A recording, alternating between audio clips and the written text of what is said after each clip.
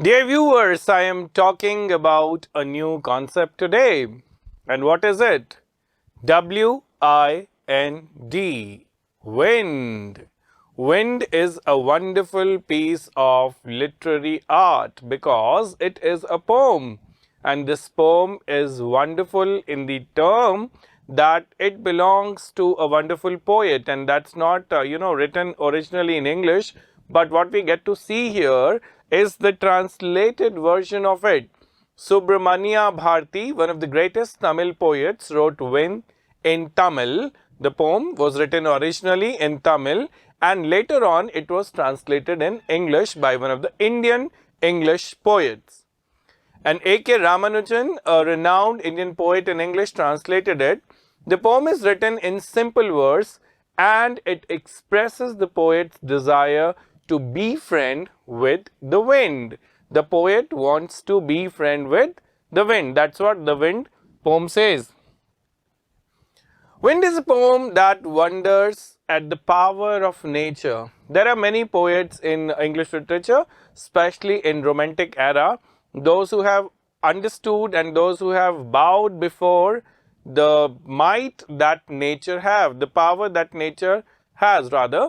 So one of the similar kind of aspect we see here in this poem, the wind also, where we see that the poet wants to be friendly with the wind.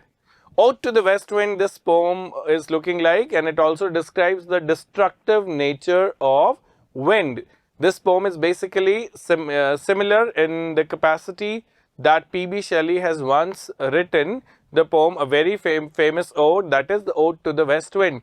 Similarly, here also we have the wind, where they are talking about the destructive nature of the wind. Firstly, the poem describes the nature and strength of the wind. Secondly, the poem urges human beings to become strong and become union with nature. Number one, it's talking about the strength, the power that wind, the nature has, and then we must be united with nature. Ultimately, this is what this poem says. The poet rather opines that being one with nature is good and every human being should strive towards creating a fellowship with nature. There is this one famous quote, "Comrade, I want to be thy comrade," P.B. Shelley says to the west wind. Similarly, here is also an urge that we should be friends with nature. We should understand nature and we should try to be, pally to nature. At the same time, the poem remarks on the pathetic state of human beings and their living condition. They are weak and their body and mind are weak as well. So this poem is drawing a contrast also between the wind and the nature, which is the part of the nature is the part of wind and the wind is the part of nature. At the same time, there is a contrast drawn between the nature as well as the human being. So nature symbolizes strength, supremacy, whereas human beings are considered to be feeble. They are not as strong as the nature is. So after this remark, we see that even their surroundings are weak. This poem is also a call for men to be strong and truly abled. So we feel that we are over and above the nature, but that's not what the poet feels. The poet feels that we need to take that strength and that power from the nature. Here we go with the text now. Wind comes softly, don't break the shutters of the window. Don't scatter the papers, don't throw down the books on the shelf. There, look what you did. You threw them all down. So here, the poet has come, the very first stanza, is a kind of complaint that the poet is making to the wind. Wind, you come softly. Now we see the personification of the term wind. You come softly because it says wind is coming, attribute of humanly character is given to the wind. That is where we call it personification. Wind comes softly. Don't break the shutters of the window. When the wind blows with all its might, what does it do? It breaks the shutters of the window. That is windows. That is what the complaint of the poet primarily is. And then it says, don't scatter the paper. The text says that don't scatter the papers. Wind, the second complaint is that you break the shutters of the windows And the second thing is that you scatter the papers. Don't throw down the books on the shelf and imagine yourself a room which is, where windows are open. The wind is entering with all its fierce attitude and might, and then the books are falling down from the shutter, from the shelves, and the windows are all open and they are creating a lot of noise. So this is what the presence, the mighty presence of wind can be recognized here in this stanza. And that's what where the complaint also of the poet is that you should not be doing all these destructive things. There, look what you did. You threw them all down. Threw them all down means you threw all the papers and the books down from the shelf. You tore the pages of the books. You brought rain again. That's beauty. Rain again. You brought the rain again, and it's you because of what we get to see rains many times. That's what the poet says. You are very clever at poking fun at weakling. And there the poet is, succumbing. We can see that the poet is, sounding like surrendering, because the poet is, representing the entire human fraternity race. And then he says that we feel like you're poking fun at us. We are the weaklings and you are poking fun at us. Frail crumbling houses, crumbling doors, crumbling rafters, crumbling wood, crumbling bodies, crumbling lives, crumbling hearts. All these, this is repetition again, and for we see that lot of time the poet is using the word crumbling, that you crumble this, you crumble that, you crumble here, you crumble there. Everywhere there is crumbling created by you, O wind.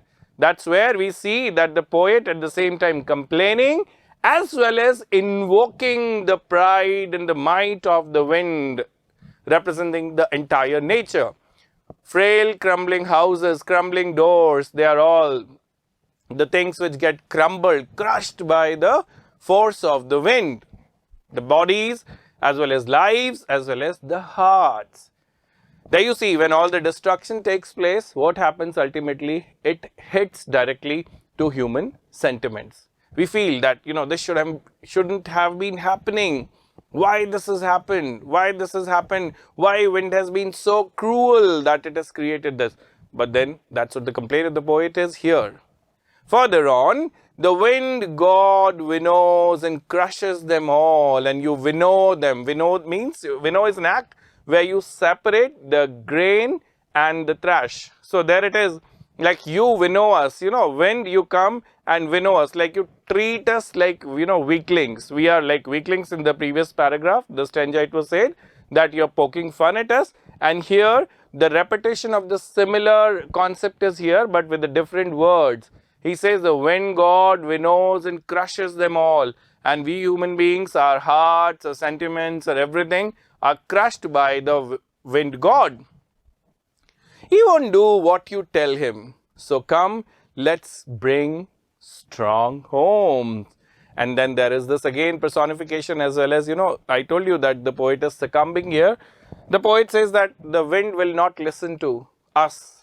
Wind will go on his own accord. But then we have to find an alternative out. And what is that alternative? That we have to make our houses strong. We have to learn and receive that strength from the wind, and then we should also be powerful in our ambitions. We should also be powerful in all our urgings. We should all be powerful in everything that we do because we receive this power and might from nature. He won't do what you tell him. Personification again. This is talked about the wind god. So come, let's build strong homes. Let's join the door firmly. Practice to firm the body. Let's joint the doors firmly, and we should be, joining the door firmly, and then we have to practice firmness should be there in our body. We should receive. All in all, where these words are, these firmness, this term firmness is repeated, the poet is again emphasizing on the fact that we have to receive that power when we become companion with nature. Here, the representation of the nature is through the object, the symbol, the wind. Make the heart steadfast, and we have to make our hearts steadfast. Steadfast means the one which does not move, the one that does not scatter and shatter, the one that remains grounded, solid. So we have to make our hearts that not to be easily broken. Even our emotions should be strong. Do this and the wind will be friends with us. And if we become powerful, we stop crying, we stop becoming fidgety. What happens is wind will also become friendly with us. The wind blows out weak fires. He makes strong fires roar and flourish. What a line. Mark this. This is very, inspiring set of lines here.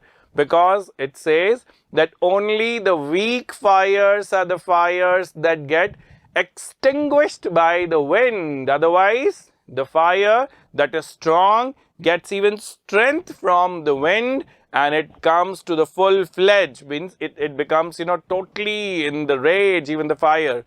The small fire, if it is there, it gets extinguished. But what happens if the fire is itself very powerful? The fire will further be flourishing and fresh, and it will, be like roaring. It will also come powerful, the fire. But then you have to be powerful first, and then you can be companion with the wind. That is what the poet says. His friendship is good. His friendship, whose friendship? Again, we see the term his. This pronoun again says that humanly characteristic is attributed to wind, and that's where we see that personification again. His friendship is good. The friendship of the wind is definitely good. We praise him every day, and every day we praise the wind. After this, now we have the literary devices. I was talking about anaphora right in the beginning when I started off.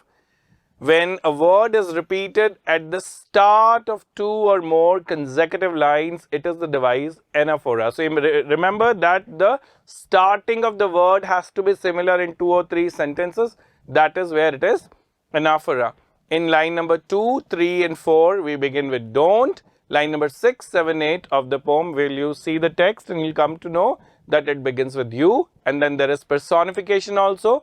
Wind has been personified, I told you. When the poet says you are, he is referring to wind as you. That means he's treating wind as a person. So that's where it is personification. Anaphora, I already told you in the line 2, 3, 4, 6, 7, 8 as well. Repetition. The word crumbling is getting repeated. So you must be, able to make out the difference between anaphora and repetition when a word is repeated at the start. See, the beginning has to be the similar, then we call it as anaphora. Otherwise here, repetition, in between if something comes, so that will be the repetition. Crumbling is repeated many times to lay emphasis. The poet wants to say that the wind crushes everything that is weak. That is why he repeats the word crumbling. Alliteration for sure, the repetition of a consonant sound is alliteration again. And in close connection, the wind winnows, won't want. These expressions you will see in the text. You will underline that and you will come to know that this is a fine example of the literary device, alliteration. Symbolism. Symbolism means that the thing refers to some other thing. The wind is a symbol. It refers to the challenges in life. He is using wind as a symbol for adversities in our life, like adversities come in our life. So similarly, now I'm going to take you to the deeper meaning of this poem. Wind is similarly standing like adversities in our life. When adversities come, they break you, they wreck you. But what happens? You should not be surrendering. You should be making yourself strengthened enough that you take these adversities as a fine challenge. And then you get over that, and once you get over that, those adversities become just like a normalcy for you. And that's where we become friends with the adversities and we know how to deal and tackle these adversities. Only when there is perseverance, when there is determination, and when there is, spirit, willpower, then you can turn all your obstacles, your adversities into opportunities. That is what this poem says. And that's where we come to the end of a wonderful, inspiring piece, Wind, calling for strengthening up the surrounding as well as the hearts. Thank you so much.